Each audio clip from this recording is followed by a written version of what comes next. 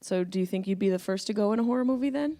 Yeah. Well, here's the thing. First of all, I'd be the first to go in a horror movie and in a horror movie. Oh, yeah, you know what I'm saying? Yeah, I gotta go first. I mean, not like I just feel like I gotta go first, just because I need her to act like she likes me, and if I get in there second and her hair is all fucked up, she's all already sweaty, and she's like, "Mount up, cowboy," and I'm like, "No, you don't like this. You don't like me for real."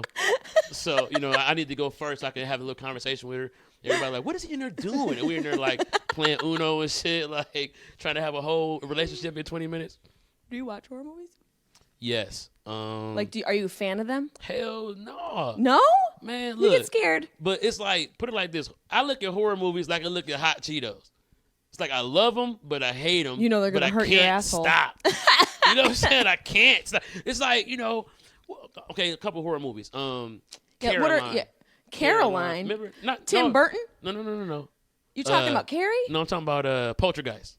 Oh, shit. Caroline, you're in the yes. TV. Caroline. I mean, how many of us wanted to be on TV when we were kids? All of us. I was just infatuated with she made it. She made it. She passed her little audition and she's dead.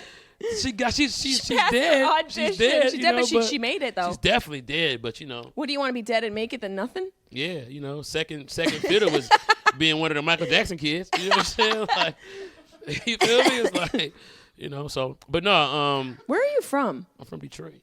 Born and raised in Detroit. Born and raised in Detroit. I live in LA now though. But recently, right? How long you been living in LA? I've been in LA. So I've been out there off and on, like bi-coastal, for since 2013. And what brought you out to LA? I was writing. Actually, sold my first show in 2014. And what was that? It was a cartoon. It was called Brightmoor. It was about Detroit, and it was gonna be like the Black South Park. And I remember we had attached Diddy. We went out and got Diddy attached to it, and FX is who bought it. Shout out to those guys. That's dope. Yeah. How did that feel? What did that, how'd that change things for you? It blesses you. Yeah. Were you like, this is it? Well, I mean, you had other stuff before that. Well, yeah, but I think this was my first time. This was like my first executive producing role. I was going to star in it. I was going to write it. You know what I'm saying? Yeah. And, I found out very, very quickly what the process was. So a lot of people are in Hollywood trying to sell stuff, and they have friends that have sold stuff. And most of the time you've worked on somebody else's stuff, so you start to understand the business. I came straight in with an idea and sold it. That's amazing. So it is, but then the problem is, now I didn't understand the notes process. Yeah, because you don't understand the creative castration that can happen. I'm like, what are they doing? Because we sold it. It was about an elementary school. And these kids would go out into the world and solve problems similar to South Park, but from a black point of view. Right. And they were like, oh, we love it. We love it. They bought it that day. And then we get into the process. After the contracts are signed, you talk about 60 days later, we're finally getting the crack ground on having a kickoff. And then it's like, why are they in a school? Oh, no. You're like, don't. I'm like, because they're fucking fourth graders. Yeah. And that's the whole point. The whole point was the school. We had the sizzle reel. Everything was the school. And they're like, really? And I'm like, what the fuck is going on? What did they want to change it to? They just wanted them in the street. Like, they wanted it, you know how the PJs was not really centered in the school. And I'm like, yeah, that's the name of the show went from Brightmoor Elementary to Brightmoor because of them. I'm like, okay. So then it just became like, I just learned the process, they have a certain way they see it. Yep. And, and so at that time, that first idea, you're married to it. You are. That was my virginity it's heartbreaking. Idea. Oh, yeah. It's also like you have to check your ego because those network notes aren't necessarily what's the greater good for the show. It's more, what's marketable. And I think for me at that time, I was so excited to be there that I was like, okay, we'll change it. And I drove myself crazy. Like, I was like, literally like, and so, but the money was good. And I'm like, man, if I can get a couple more of these, right, then I can move my family out to LA. I can do some shit. And so I just got to keep that close to you. Keep that microphone close. Yeah. I just got to get my feelings. I got to get out my feelings because I was like hurt. Oh, yeah. I mean, it's the most heartbreaking industry. Like you have to set it and forget it. Yeah. You have to like put your all into it and then walk the fuck away. It's like having a child and leaving it early. No, seriously. You're like, good luck out in the woods. It's like having a reptile child who is automatically able to like defend himself in the wild and go eat mice. And you're like, well, bye. Don't eat the gray ones. Oh, you know what I'm saying? Like, there you go. But no, like, so I just started to sell more and more shows. And how many shows have you sold? Like 6. That's insane. So you're very creative. That's what that means. Like you come up with great original ideas. A lot of crazy ideas. You're also a puppeteer, which honestly is one of the coolest things I think I've heard about somebody. You travel with him? Of course, it's upstairs. Have you done like any in the street stuff with him? Not yet.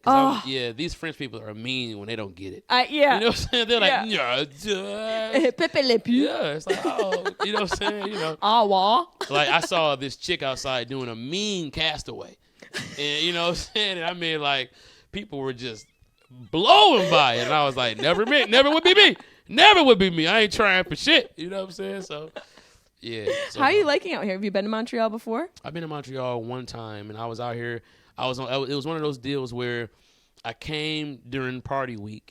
Oof, and then, which is next week. Right. And then I was only here for like a day and a half. That's like me, too. So like I'm literally like walking through the lobby with my suitcase during the middle of a party. Everybody, where you going? I'm like, Yeah, you're just like, I'm in and out. I remember doing that too. You just walk in, you're like, what the? Yeah. And you're just like seeing all of these huge comedians. You know, you're like, oh, there's Wanda Sykes, there's Jimmy Carr, all these people, and then you're just like thrown into a couple shows, and then you go home. That was my last experience. You get chewed up and spit out. So I think that, you know, this time, you know, being here we're here for like 2 weeks. Then it's just like it's a chill out. You know what I'm saying? Like, yeah, you know, our group is cool. Yeah. Bobby was saying our that. Show. Our show is great. Is dope. It really is. It's like everybody's complimenting like you're fucking hilarious. Yeah. And I'm like a bigger fan every time I see you. Yeah. Oh man, thank you. Man, you know, I appreciate that. Gotta be 100. I really do appreciate that. Tell me about Reggie Boo. Reggie Bo. Bo. All right, he's my boo. So yeah. He didn't text you and let you know, but I call him Reggie Boo. Reggie Bo. Yeah. I mean, Reggie Bo, love you. Y'all like her, man. Her little dog and shit. You know what I'm saying? But so what happens is, so Reggie Bo was a character that I created way back in Detroit. A friend of mine was moving out of his apartment, and he was like a credit card scammer, right? Your friend or your character? My friend. My friend. Like he was like a hacker. Right? Wow. And so what he used to do was he used to like order random objects off the internet because what it had to be was a certain number amount. Right? Like a certain quantity? Like I need 2 things. I need to spend $80 on this card for it to go unnoticed from. So he was like doing stuff. So he would like just be scouring the internet, not trying to buy the same thing twice. So he bought some puppets and they were like $40 a piece. And he needed they just came up to the right number. He didn't care what it was. And so he was getting kicked out of his apartment. He needed me to help him. And so I'm helping him move, man. I'm like, yo, what's this puppy? Like, man, some shit. I'm probably going to sell it or return it or do what I got to do. And I'm like, hey, let me have it. He's like, I don't give a fuck. Because when I ordered it, I didn't know that they didn't take, like, you can't refund or whatever. You know? Right. So I'm stuck with how do you return a puppet? Exactly. You know, it's kind of weird. After you've been inside of it. Yeah. You know what I'm saying? So. Well, try being a woman. That's what it's like, basically being a woman and just a dude's breaking up with you. Oh, man, that's, sorry. That little painful laugh. No, but so I took it home, and my oldest daughter was like, she was like maybe like 1.5 at the time. Just like she was just into me and loved everything I did. So I got the puppet out and she just was blew back. And so I started playing with him and she loved it. And then my wife was loving it and I was like, holy shit. So you realized you were a natural at it. Right. So there was a dispensary that I used to do videos for, right? For like $80 and two A's. Every 2 weeks I would get a video, $80 and 2 A's. That's dope. And so I called them. I'm like, hey, y'all. And I used to always call them a lot trying to get another video and some more weed. You know what I'm saying? Y'all need extra one this week? Right, exactly. So I was trying to think of anything, and they were used to that, so they had got used to being like, CP, no. So I'm like, look, I got this puppet, right? The puppet could be regular weed, right? And it could be mad at y'all. He's like, man, look. I'm like, fuck. All right, cool. So I did one pro bono, with the puppet. With the puppet. I just did a video, and I put them in it anyway just to show them. And then it just took off. People loved it. And so then it became like I started doing series about him taking over different dispensaries, and then everything stopped because I sold that show to FX with Diddy, and then people were like, "What else you got?" And so then now they're scouring my shit, and they're like, "Oh, what's this puppet thing?" Bam, sold that to TBS, and so now we had to get a puppet rebuilt because we couldn't have a puppet that you could just buy. Right, it had to be completely original. Right, so we had to make him completely original. So we ended up getting a new puppet, and then is that the one that I saw in the videos you showed? That's the new one, because he legit looks like a nug of weed. Yeah, the video you saw was the actual pilot. Yep, right. It's so fucking funny. Thank you, man. And it's shot beautifully. Like it's almost like a music video. Yeah, shout out to the director Slick Naeem. He directs like Power. It looks great, and it has like an edge to it. It definitely feels fresh, and it's also, you can tell there's a little heart to it. Yeah. Like it's like there's a human aspect to it. I love him. He loves me, and so he's weed, and the idea is that regular weed, the weed that we all started smoking back in the day, it knows us. Like if that was your friend, like the shit that it knows about you, it could crush you. Right. You know what I'm saying? Right, because it can bring up some it brings out your demons. Pretty dark just as much as it makes it fun. Exactly. Here's a panic attack for 20 minutes. The idea was that this Reggie Bo is, he just knows everybody. So like, I would get pulled over by the cops, and then I'm scared, but then Reggie's like, Gary? You know what I'm saying? And it's like, he's like, oh shit. He knows the cop. Exactly. And only people who've smoked can see him. It's because so smart. The idea is that, only people who smoke and understand weed, because it's really smoking and understanding weed, right? It is. Because you could tell when someone's high because their eyes are red, or the way they're acting, or their smell, right? But if you don't smoke, you may not really understand those. You might think they're socially inept. Right. So Reggie is the personification of all those things. Right. Right. So that was phase one, to get people to understand what he was about. Right. What he represented. Right. So they didn't pick the pilot up, unfortunately, which is crazy because people love the pilot. Oh, yeah, the pilot's great. Yeah, they didn't pick it up, and it was, it was cool because I still know a lot of the executives over there, and we work in different areas. Yeah. So, phase two was to, when people understood the rules, to put Reggie into the world as a regular guy. Right, so like him out living life. Right, where so now he's having relationships with girls, and he's like real women. Like going through breakups and shit, and what I'm saying. Yeah, like you personify him. Exactly, and so now people understand the rules. So everybody you see around him, they smoke or understand weed or whatever. Right, and if they don't smoke, then they'll tell you, like, Reggie, I don't smoke, because there are friends of ours who don't smoke who are around weed enough to know it. Yeah, and it's that kind of idea. So yeah, check them out on YouTube. Go to Comedian CP, type in Comedian CP on YouTube, and I have a ton of Reggie Bo videos where you'll see the one we're talking about, the pilot, but then you just see him just being, a person. Yeah, like existing out in the world. Right. And what are you gonna do? Are you gonna shop it around? You're just gonna produce it yourself? I don't know. It's crazy. Like I got a call from some people in the Jim Henson company. Like a couple That's fucking crazy. Right. Right after we sold the pilot, and before we made it, they called me in, and they just wanted to talk to me, and about my puppet, about my puppet cursing. Your puppet. Right, my puppet. I was about to say cursing. I thought you were gonna say your purpose. About my cursing as Reggie, and how they felt like they were just like anything I needed, if I needed some help, whatever. But just puppets don't really curse. Puppets are kind of like, and I'm like. And what did you say? Like, they told you this on the phone? No, face to face. Like, they called me over Christmas break. I flew back out to L.A. I went in. I saw all the original Fraggle Rocks. Oh, my God. I'm talking about, like, real shit. Like, did you see the dozers? What? Are you serious? You think I didn't look? You think I didn't look at the goddamn people? Dozers? Everybody. Oh, my God. Yes. I would have lost my mind. Did you smell them? No, I didn't smell them. I would have smelled them. It probably smells like childhood. No, I didn't smell them. Oh, okay. So, they were really nice, and so I ended up doing another pilot that I did with. But wait, how did you feel about them telling you puppets don't swear? Oh, I mean, like, what did you honestly say back to them? You know what's crazy is I felt like, and I don't want to say it's the whole company. It's one particular guy. It's always one guy. So Jim Henson might be cool with my shit. I don't know. Right. But something tells me because of Jim Henson's other work, he had some darkness and definitely a sense of humor. Anybody who thinks about, has a job, a career, art where they put hands up fake creatures' asses must have a great sense of humor. You're talking to a puppeteer. I know. Talking to and I know you have a great sense of humor. Talking to the digit sniffer. Digit sniffer. I was sidebar. I was watching Yes. Comedians in Cars with Eddie and Seinfeld last night. Yep. And the story about Bill Cosby and him, and how Bill Cosby was telling him, like, you got to do it like this and you got to do it like that. First of all, I was honored to be on their radar. Like, oh shit. That in of itself, you're like, okay, I'm doing what I'm supposed to be doing, because they're legends, especially in that. I mean, obviously it's a niche genre as far as like entertainment goes, like puppeteering and puppets and all of that, and they are the name. I couldn't even name anybody else. He told me a lot of things. They cornered that market. Yeah, he was like, bro, you like, who trained you? I'm like, nobody. And he's like, wow. I naturally picked it up. And when I saw my kid identify with it, and, you know, my wife says that back when we were in college, I used to play with her like, you know what I'm saying? Yeah. Like, you know what I'm saying? I used to just like creep out of nowhere.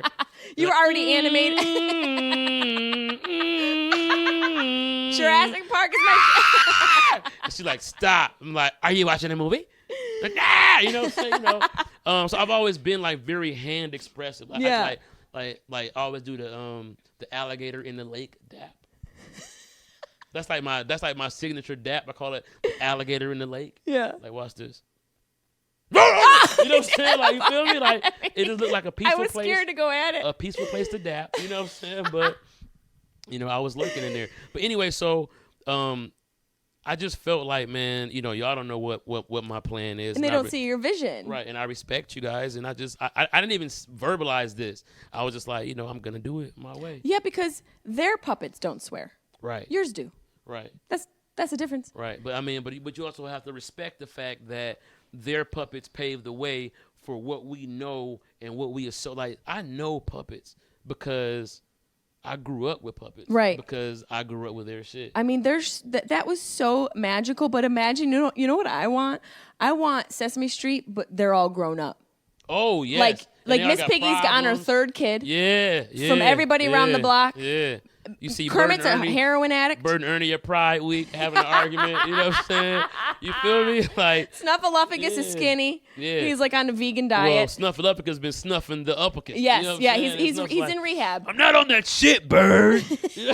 I'm not on that. You are, Snuffy. You are. Big Bird's like a evangelical, evangelical. Big Bird got a podcast. You know what I'm saying? It's called In My Nest. You know what I'm saying? You know, it's your good lonely friend Bird. Were you always good with voices? Like impressions? But you know what's crazy? Not impressions, but like I'm good at creating characters that I create the character, like Reggie Bo. Right. Right. So like I have another character named Lionel.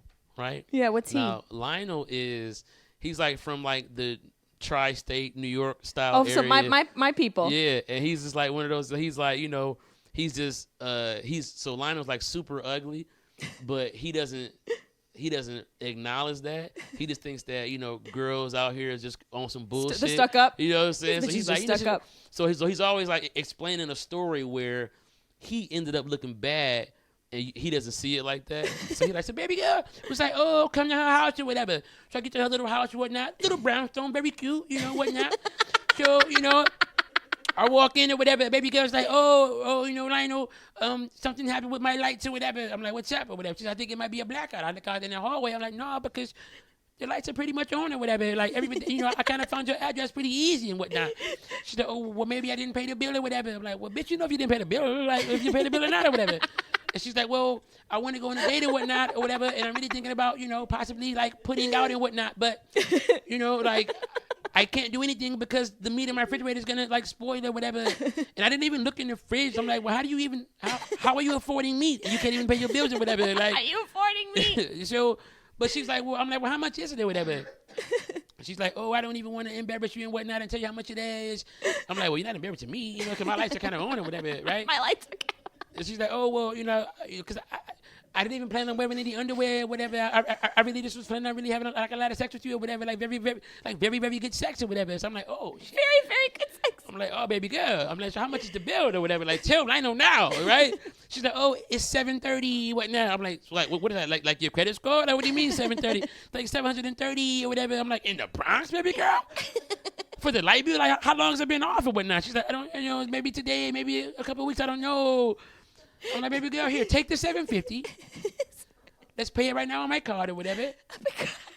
So the lights come on or whatever. Katie is crying. The lights come on or whatever, and then she sees me and she's like, "Oh!" I'm like, "What's up, baby?" She's like, I forgot how you looked or whatever. Like, what do you mean you forgot how to do whatever? Like, I just paid your fucking bill or whatever. She's like, "Oh, but you have like a weird mouth or whatnot." I'm like, "What do you mean I have a weird mouth?" She's like, "You look like, you know, like you can like put like a baby taco like right there, like a small baby taco like right on your little a small baby taco lip or whatever." And I'm like, "A baby taco?" She's like, "Yeah, you look like you like literally like were chewing on a boomerang before you came here or whatever."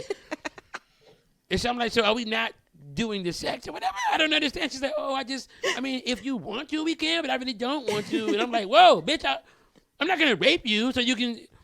So I just, you know, I left and I thought about it on the train ride home. I'm like, yo, like that was like very, very godly of me. You know what I'm saying? Like to like, you know, give her light. You feel me? Like, you know, God was like, let there be light, and I let there be light for her. So, you know, I really hope she gets her stuff together or whatever. But you know, it's very unfortunate. You are very godly. You know what I'm saying? Like, oh my God.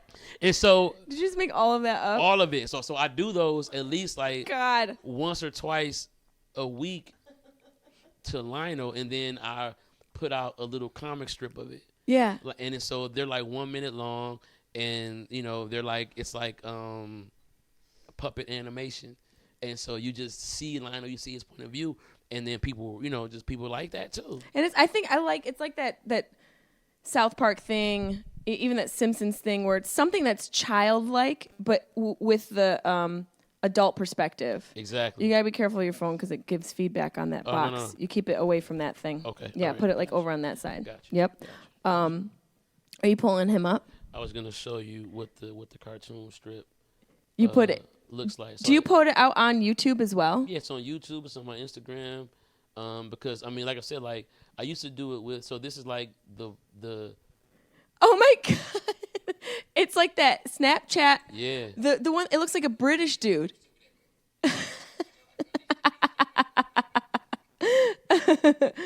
What did you do like when... So when they take the filter away, because that is a Snapchat filter. Yeah, that's a Snapchat filter. What are you going to do when they take it away? Right, well they do. And so what I do is I got with this animator. And does he animate? You tape it and then he animates it after? He's animating the face. And so like this is what they look like when they get animated. It's called Life with Lionel. Oh my God, that's so fun. So he actually makes it like a cartoon. That's even more funny. That's great. Yep. What was it like growing up in Detroit? What did your parents do for work that you got into comedy and being funny? Man, you know what's crazy? I had real young, cool ass parents. Yeah. And so I feel like when you got young, cool ass parents, like both of them were like mega popular in high school. Like my dad had a car when he was like a freshman. He said my afro was motherfucking immaculate. That's his words, not mine. The immaculate afro. Immaculate, my motherfucking afro, you know. And I remember just trying to live up to how cool he was, you know. Like my mom was mad cool. I'll tell you her story in a minute, but like my dad was like, yeah, you know, he went to like one of the worst high schools in our area. Just as far as like, you know, reputation wise. Yeah. It was called Redford. And so he was like, yeah, man, my first day, this is my dad's life. My first day walking to high school, he's telling me not to be scared to go to high school because this is how his shit went. Right. My first day walking high school, my motherfucking afro was immaculate. You know what I'm saying? You know, I'm driving because, you know, like he had 6 brothers. So I just took my brother's car up there. I ain't time to catch no fucking bus. No, I can't even imagine that. He's like, you know, then I met this senior girl, and her name was Victoria. Beautiful, long ass hair, high waist, jeans and shit. She's like, "Oh, you a freshman?" I'm like, "Yeah." She's like, "Okay, I'm a senior, right?" Next thing I know, we're fucking in the bathroom on the toilet. He's like, "Bro, high school is the shit." This is your dad. This is my dad. I'm like, "Dad." And that was 9th grade. That was 9th grade. You're like, I got 4 more years. I need to survive. Like, Dad, like, he's like, "What do you mean they don't want to fuck you?" I'm like, they don't want to. Like, I'm not. I can't imagine that when I was in high school. Oh my God, he was like, "Man, please, you gotta." But like, my dad was like tall and shit. You know what I'm confident. saying? So confident. What did he do for work? Well, I mean, I'm going to tell you, when you have cool ass parents, you know what I'm saying? Like, when they were like high school, cool as fuck. Yeah. They lose a little steam. You know what I'm saying? as things, as age progresses and time goes on. Because I think that here's the thing. I think that they run out of places to be that cool. Right. You know what I'm saying? Like high school was a great place to show up to every day. Yep. To be cool, and it became some people's like real thing. Yep. Like for example, my mom in high school, the first year that they took the SATs, like the college entry exams, or whatever, like they had changed it. Maybe it was the first year the ACT or something like that. Yeah.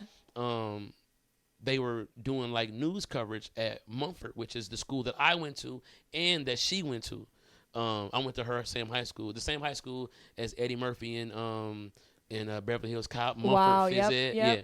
So that was our real high school, and news coverage was there. Right. These beautiful students are taking their college entry exam. They have a picture that was in the school paper that still was in. They tore down Mumford and built a new one. So I might not be there anymore, but this is my mother. All you see is a bunch of afro taking this test, right? They're all down, right? And then you see a girl over by the window, like in the seat nearest to the window, doing her nails like this. Is that your mom? And that's my mom. Like, while everybody is like... Was she done with the test? Or was she just like, fuck it?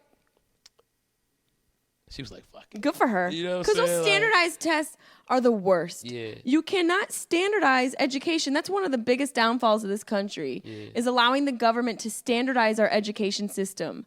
Because all they've done is put it in a direction that makes people not have any chance finding a job afterwards. I mean, who helps kids get jobs after college? Right. They're riddled with debt.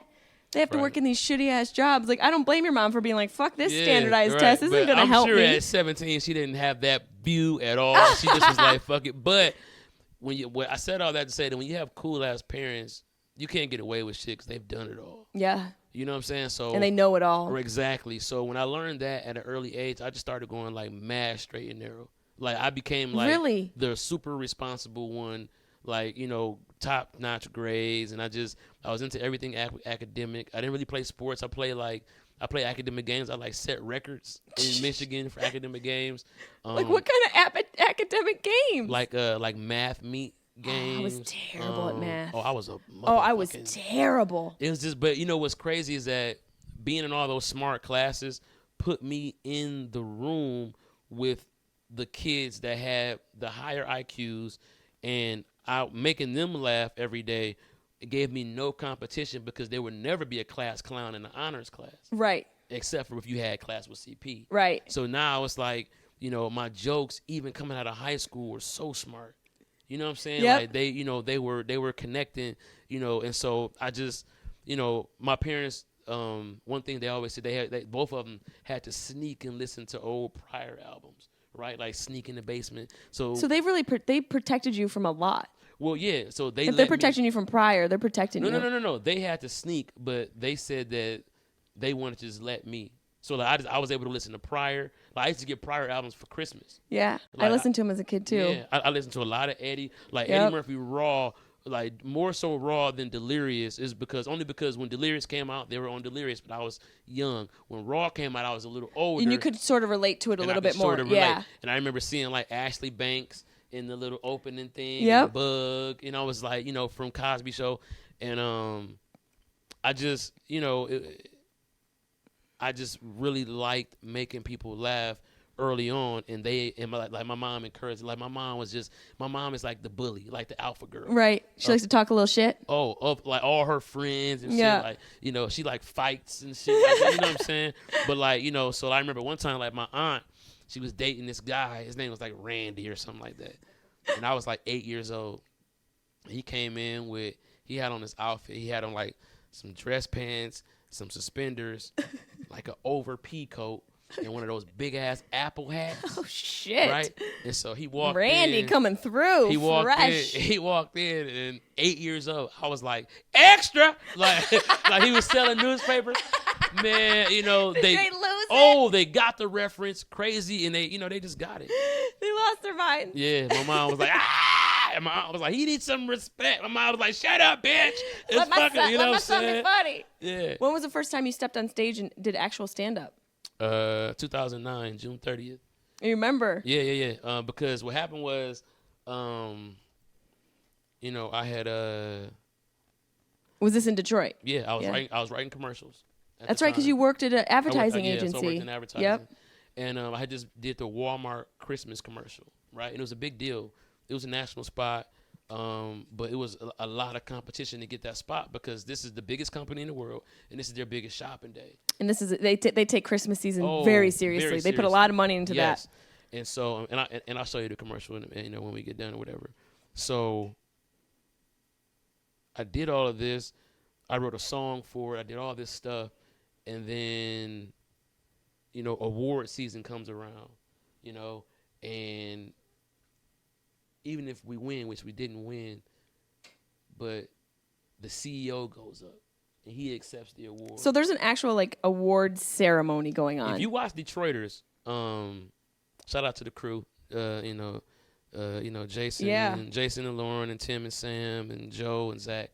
If you watch that show though, I was a writer on the show, but I come from advertising background. Yeah. So a lot of that stuff, they would be like, CP, how was it? I'm like, this is what it was like. Yep. We had the D Show Awards, and that's in the show. We had, we messed with Campbell Ewald and Donor, and all of that's in the show. Yeah. It's real. But yeah, there's an awards because Detroit is a hotbed for marketing. I didn't know that. Because of the Big Three. The Big Three is in Michigan, Motor City. So we got all their headquarters, General Motors, Ford and Chrysler. Right. And so those are the most commercialized products pretty much in the country. Yeah, those are definitely American companies right After there. that, it's cigarettes and some other shit. God bless America. Right. Ford trucks, Ram trucks. Pollute the world and your lungs simultaneously. Exactly. Ford. Smoke a Ford. Fuck it.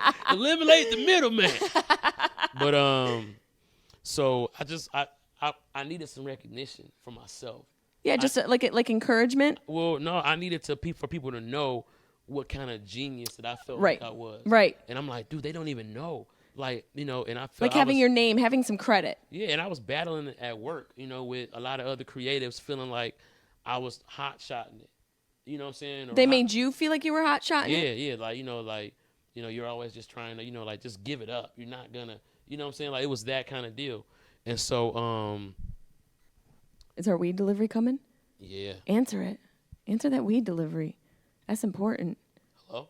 We're answering our weed delivery.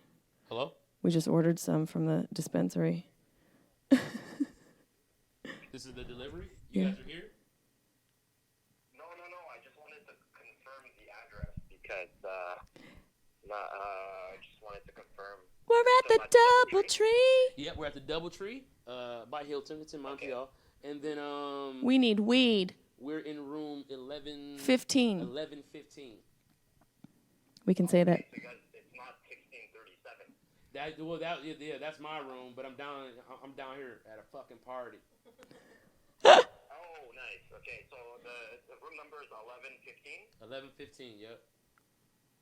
Okay, so you expect a text or a phone call soon? I think it's gonna be around 25 minutes. Bet it up. Let's get it. All right. Okay, sir. All right. See you soon. He had no idea. I love when I say real hood slang to straight up. He was like, absolutely. He's like, yeah. Let's roll the dice. Straight as it can get. You were like, bet it up. Yeah, I would like to throw 20s on red. But I don't have anything. Ward show.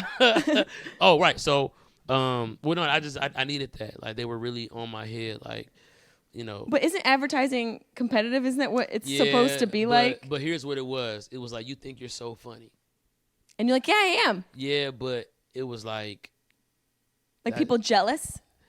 I don't even want to say jealous. It was just I got sick of I wanted to be seriously funny. I wanted to be wear my comedian shit like a Letterman. It was time to join the gang for real. Instead of being on the adjacent side of comedy. Yeah. Because, I mean, marketing, there's all aspects of emotions involved, but comedy obviously being one of them. You wanted to be right in the middle of it. Yeah, and it's like, And you got up in Detroit, like, what club? this place called Boss Life Lounge. A guy named Foolish was hosting. Foolish? You know Foolish? No, but I love the name. Yeah, so People call me Foolish. Yeah, Foolish. Who was there? Foolish, Mike Bonner, Kool-Aid. What kind of room? Was it an urban room? Oh, urban as yeah, fuck. with Foolish and Kool-Aid, I would assume so. Yeah. And so I went, asked Foolish for 5 minutes. He didn't want to give it to me, but the owner liked me. So she's like convinced him. She's like, yeah, he's cool. Ooh, a female owner. Yeah. That's rare. That's still a rarity. Yeah. I think like her old man was locked up, so it was like a Dick Cheney situation. But she owned that bitch though. You know what I'm saying? That's wild. So fuck Dick Cheney. He was like yeah, fuck Dick Cheney. Yeah. It's fuck like Dick a Biden. Cheney. Biden. Fuck that old white dude. The old. It's Biden's creepy too, but I'm just I gotta give you give props to Obama. You gotta throw Biden. Yeah, you gotta throw Biden a couple bones. That's his homeboy. That's Obama's BFF. How do chicks feel about that? Like when like a super hot dude who y'all like come through and you got this goofy ass homeboy, you're like, somebody's gotta fuck his boy. Like yeah, someone's gotta fuck his boy, and it's usually the goofy friend. The goofy girl goes with the goofy dude. Somebody gotta fuck his boy. Yeah. Oh shit! I didn't know that. Yes. Damn. You don't think we don't take one for the team? I don't, cause I feel like we the ones who gotta be like, I guess. Yeah. You guys, we take sloths in our time for sure. Damn. But it's an era. Like I'm not doing that now. Oh yeah. I'm not like out there just like giving some guy with lazy eye and halitosis the pee. I'm not tossing the kitty cat to him, but maybe but in the 20s. Yeah, but I'm saying in your 20s. Yeah, like, you might just want to. Yeah. I ain't got no name. It's like, what? Yeah, mama said, fuck it. I'll be dead by 20. But you also haven't you done the thing in your past? I know you've been with your lady for a long time, but like, did you ever do the thing where you hooked up with somebody just because of the way they looked, and then it was so bad? Oh, yeah. Like, it was just. I hooked up with this one guy once, and it was so bad. He was so beautiful, but I was bone dry. Like, he was such a beautiful man, and I think my pussy just didn't trust it. She was like, serial killers are sometimes attractive. You ever see the bone structure of serial killers? And she was like... You know what's crazy, though? Is that, like, number one, like, it's been chicks that my dick would not let me fuck, and I didn't understand what was wrong. Because he loves you. He's protecting like, you. No. And I'm like, you should do a dick why? puppet. You should do a dick puppet. I shouldn't. You should... But you're scaring me. But no. Anyway, hold up. So, yes. Foolish brings me up. Yep. To TP, not CP. TP, which I get. Oh my God, I'm gonna tell Bobby to introduce you as TP tonight. Oh, that'd be dope. And then Bobby already licks the mic stand before I go. I know we've got STDs from Bobby licking our stand. Yeah. He's deep throating it. Yeah, he's not just licking it, and you have to go up first. Yeah, but I always say the fucking mic smells like dick sucks, and they love when I say that. So they do. Like, it's such a great pop for that. Yeah, it gets you right into it. It works. Keep on deep throating mics. Yeah, Bobby. go ahead, Bobby. But yeah, Foolish brings you up to TP. I go up, I roast Foolish. I'm like, that's not my name, and Foolish, whatever. And then I get a standing ovation. You did your first time. First time, and so you were hooked. Oh, I go back the next week, right? Like fucking syringe in arm. You know what I'm saying? Yeah. Like, and I got people who know me. Oh, you're that one kid who talked about pothole pussies, and I was like, oh yeah, yeah. Cause I was like, God, please never let me be described as one of those. Oh no, I was talking about there's a kind of pussy where the girls are doing the exercises where they can tighten the front of it. Oh yeah. So you're going in like, oh my God, but then you fall in and chip your tooth. So I was like, yeah, boom, like I hit a pothole. Anyway, guys like that, they really loved it. I made a lot of fans. My Relatable. first show. Yeah, right. So that's pothole pussy guy. You want to drink? No, I don't drink. You don't drink? I never drink. But it's not like for no religious purposes, nothing like that. I just don't like me when I'm drunk. I love me when I'm high. I love me when I'm high too. You know what I'm saying? Yep. And so, shout out to these guys. Yeah, shout out to ABX keeping us high during the podcast. New sponsor. ABX. Always be Jackson. So, I get drunk before your second set. Before my set, off of a Heineken and a half, and I'll admit that I was fried. I'm like, what are these again? What are these called? This got to be a special kind, right? They're like, no, it's a Heineken Light. It's like, fuck.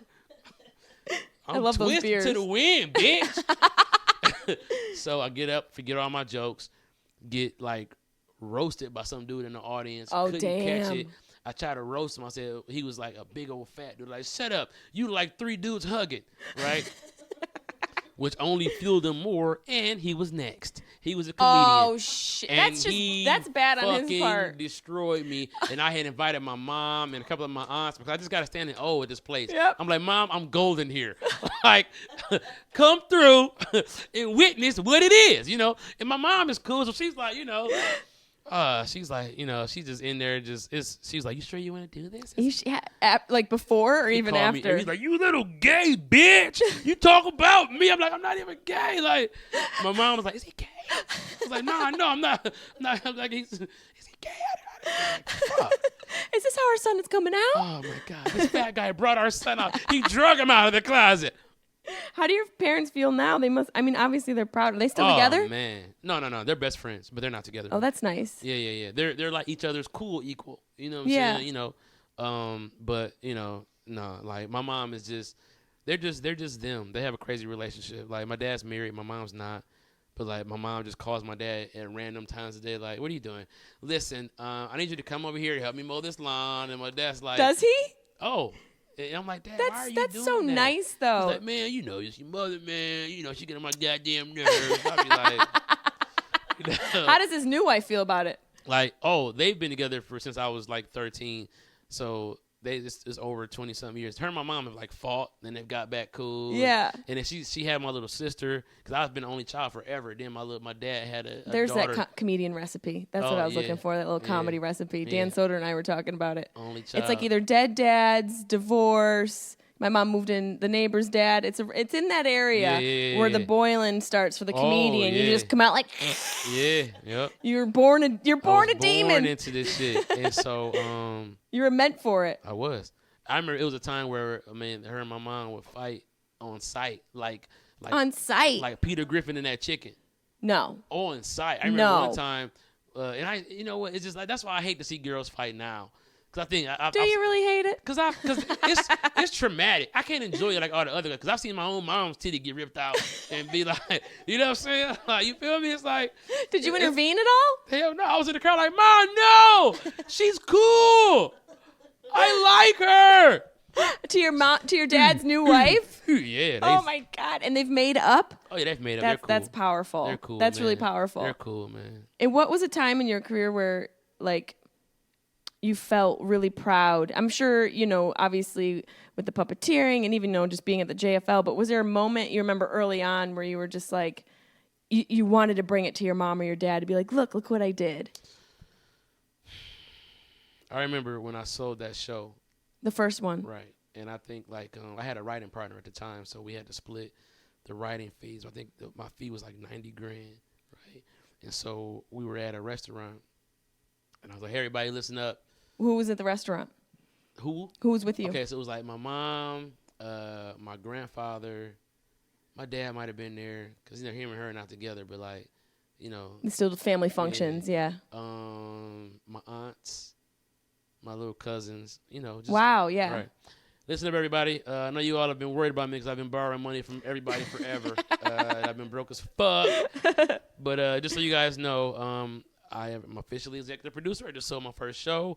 And, you know, this is the beginning of something that's going to be pretty special. And I remember my aunt was like, how do you know you sold it? And I was like, what? Like, because they told you that you sold the show. Oh my God. And I was like, yeah. She was like, so where's the money? I was like, well, I didn't get the money yet.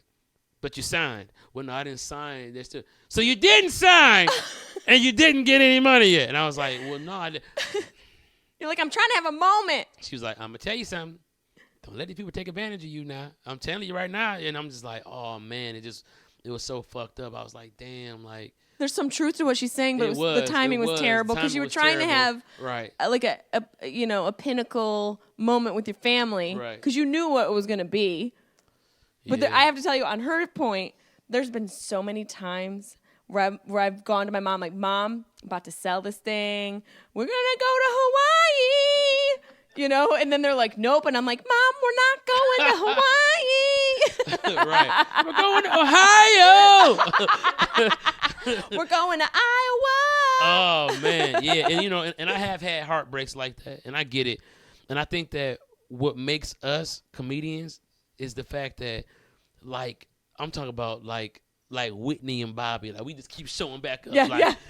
Got any more? Like, Yeah, what else you got? I fucking love you. You can't stop it. You know what I'm saying? And I think that that's what makes us, you know, we're like strong in it because of that. You know what I'm saying? It's that relentless ambition. Yeah.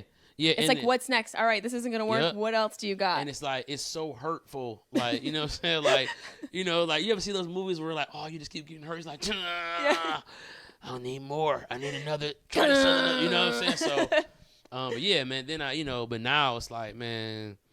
You know, I remember my mom first came to my condo in L.A. Like, I live in the hills. I just got a Benz, and she's just like, oh. I remember she walked in, and my shoe collection is in my garage. It's on racks. That's some real shit. Oh, and she was like, well, excuse me. And I was like, oh, you're making me hate myself.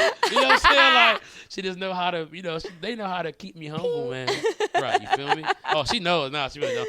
Don't try to leave there without any shoes. Oh, my. You're like, no. It's not going to happen. Man, dude, you know. So that's really nice. At least your parents get to witness that. You know, so many people don't have that gift of being able to share the fruits of their labor with the ones that they love. Right. Due to like whatever, you know. That's one thing I'm grateful for. Before my dad passed, he got to see me achieve so much. Yeah. That you know, at least I feel calm in that, knowing that he saw me attempt something and succeed at it. Yeah, and that's so.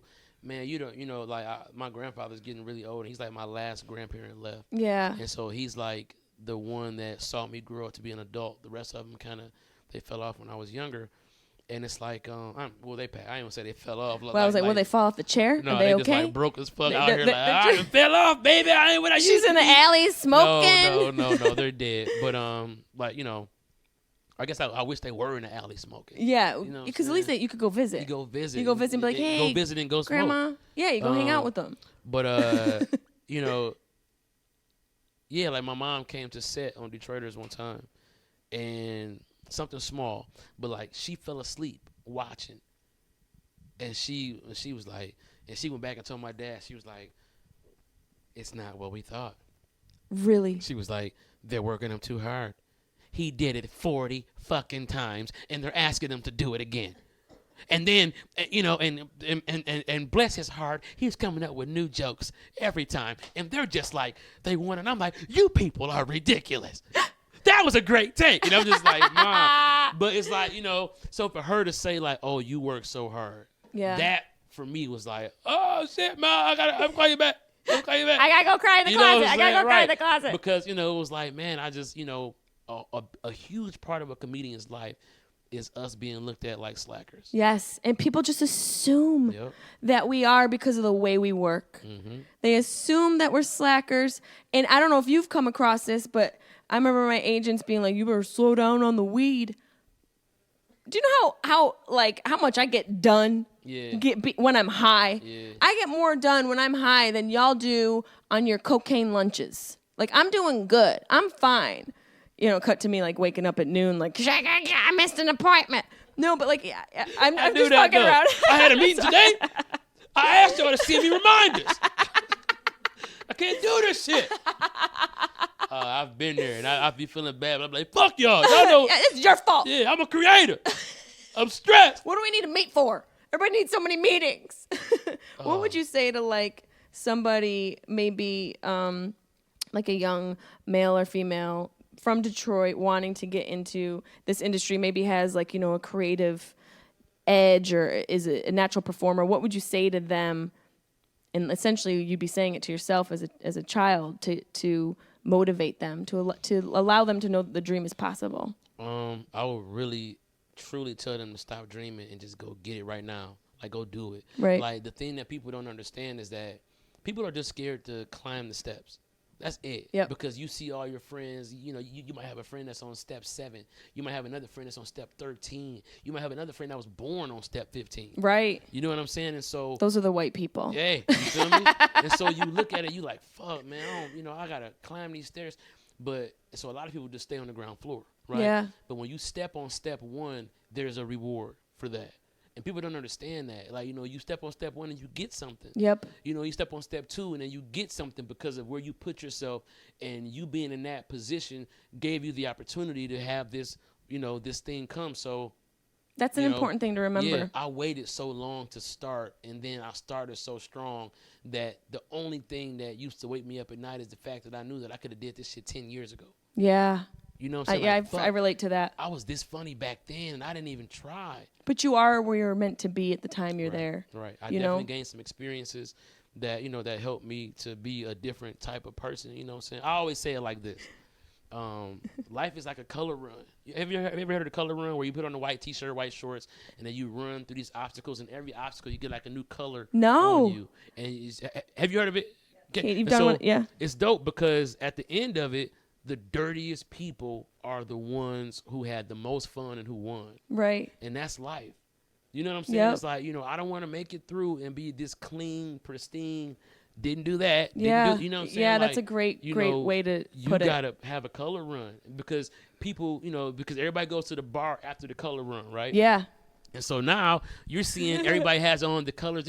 Oh, you did green? Wasn't that fucking crazy? And now you're making friends off of the fact that you have been through this color run. And you got dirty. And you got dirty the same way they got dirty. Yep. And so what I noticed in life and through comedy is, especially with us doing the nasty show, and I'm talking shit, and I'm saying stuff, and these people, they speak French like a motherfucker. Yeah, they're fancy. Oh my God, it's like they got the fanciest language. You're an hour flight from New York. Like, fucking calm stop down. Everybody like, calm down. Please. There's McDonald's on every other corner. Jesus Christ. Like, fucking, you're fucking poutine McDonald's. Like, I had a bum call me Mademoiselle. I was like, what? I do not own hookers, sir. Thank you very much. But no, it's like, people relate. Yeah. And people are going through dark shit. They are. And they don't know how to express it. And now what would Reggie Bo say? What would Reggie Bo say to someone starting out? Let's let them know what Reggie Bo would say. Reggie Bo would be like, I'm going to tell you something right now. You stay out of my motherfucking way. That's first things first. Because I'm a pound. I'm a pound.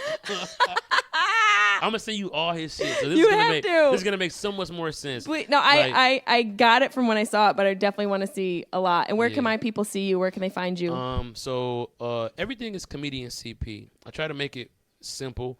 I wish, of course, Twitter, Instagram, Snapchat, Facebook is all Comedian CP. Your YouTube? My YouTube is Comedian CP as well.